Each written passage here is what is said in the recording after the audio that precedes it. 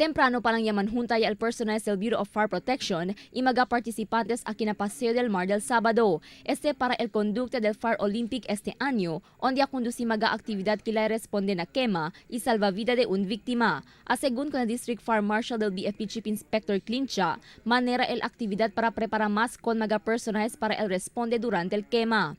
We have na industrial category chene kita victim rescue, extrication, management of victim, kilaya to kuna si taliba, kilaya to tan preserve LDCU life, tan prolong LDCU life, hindi tan add injury kunele. It's part and parcel del training del mga brigade, especially na company fire brigades. And again, after that, chene time another event, bali 3 events is na industrial and the barangay. So, el first is like a rescue and transfer relay del mga fire victims. El second, el combination of busted hose kanila. And third is like a flammable liquid extinguishment at sa fire extinguisher.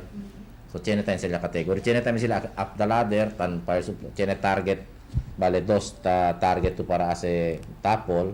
Actually, 6 targets to pa, dos different positions. Na ground, pati na ladder to arrival na sinunasal men. Según Concha, para na barangay category solamente al manikaan lang el Kenya participa. Tadverti el BFP especialmente con mga barangay kay fire-prone area para no lang asede no hay nada con el actividad. El actividad según preparasyon para en tal caso tiene quema na barangay, el barangay mismo puede ayuda na responde. We have been writing them, we have been sending letters para ayuda kayo. Era kanatun man organize the brigade. Mas mucho más bueno que ayuda kanatun. Por eso pidió gracia con el mga industrial teams, fire brigades, kaya participa kat sila, especially el di atun KCC fire brigade. Responde kasi sila puera, puede ustedes man witness, ustedes mismo during the fire in Santa Catalina, talya el team del KCC tayo da kanatun man suppress con el quema. Además, alegre el BFP que ya está pacífico el conducta del Fire Olympic este año. No hay incidente el que ocurrió aún que kay fuerte ulan durante el día. Según el BFP, el magaganador esperanza competir regional este año.